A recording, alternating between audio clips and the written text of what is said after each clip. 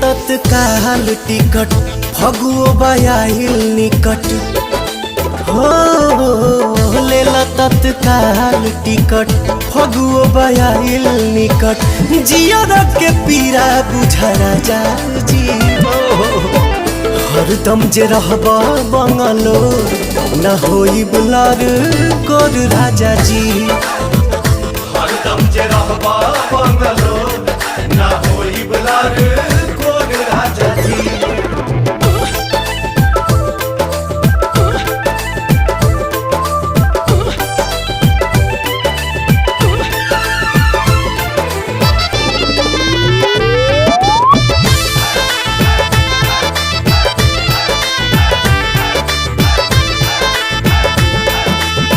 किन किन धैले बानी ढेर के खेलावाना